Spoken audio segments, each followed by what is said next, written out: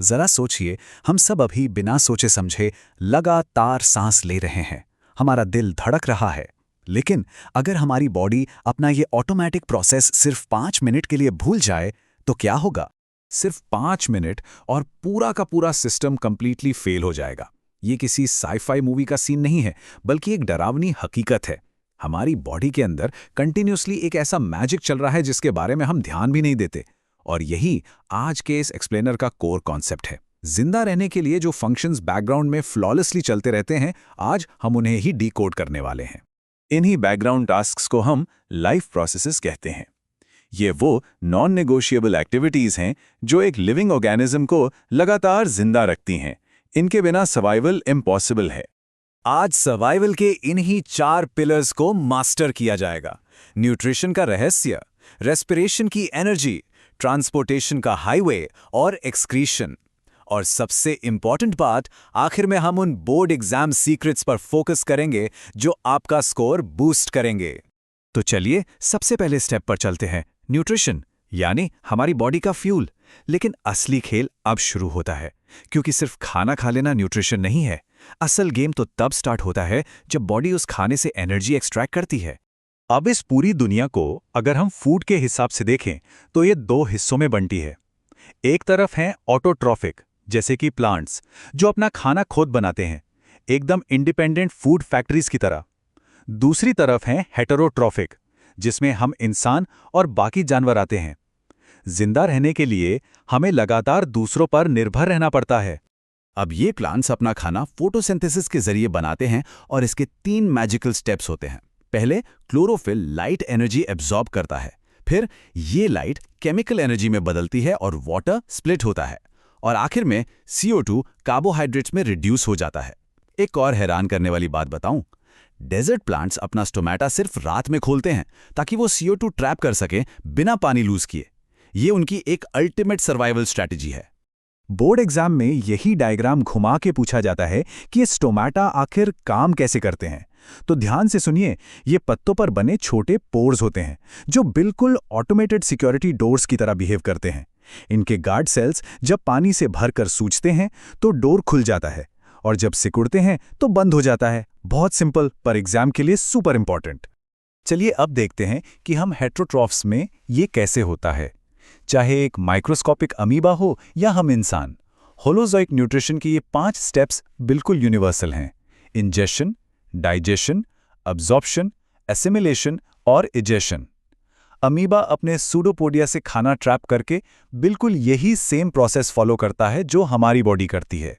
पर यहाँ 90% स्टूडेंट्स एक छोटी सी डिटेल में कंफ्यूज हो जाते हैं। अमीबा जहाँ अपने फॉल्स फीट यानी सूडोपोडिया का इस्तेमाल करता है, वहीं एक और सिंगल सेल्ड ऑर्गेनिज्म है पैरामीशियम। वो अपने बाल जैसे स्ट्रक्चर्स, जिन्हें सीलिया कहते हैं, उनका यूज करके खाने को एक स्पेसिफिक स्पॉट पर स्वीप करता है। ये डिफरेंस अच्छे से याद रखना। अब आते हैं हमारी खुद की बॉडी पर। ह्यूमन डाइजेशन, ये हमारी बॉडी की अल्टीमेट केमिकल फैक्ट्री है, एक 7 मीटर लंबा मैसिव प्रोसेसिंग प्लांट। ज्यादातर लोगों को लगता है कि डाइजेशन स्टमक में शुरू होता है, पर एक्चुअल में डाइजेशन सीधा हमारे मुंह में ही शुरू हो जाता है।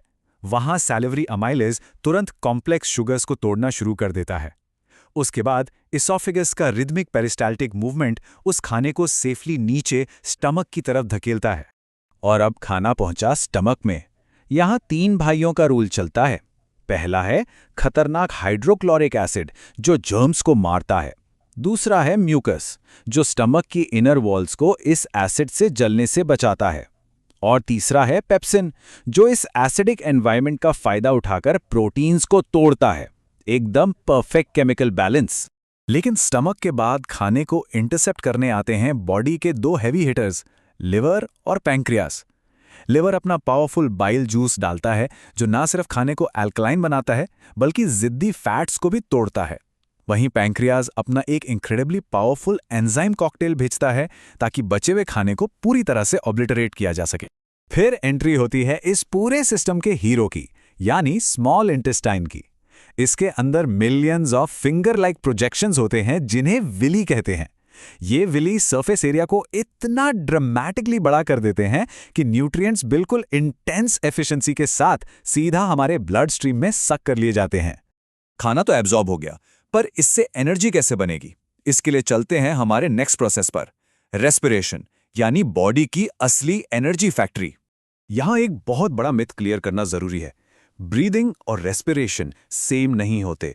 ब्रीदिंग सिर्फ एक फिजिकल प्रोसेस है जहां हम हवा अंदर और बाहर करते हैं, लेकिन रेस्पिरेशन एक बायोकेमिकल सेलुलर प्रोसेस है जहां असल में ग्लूकोज टूटकर बॉडी की अल्टीमेट एनर्जी करेंसी यानी एटीपी रिलीज करता है।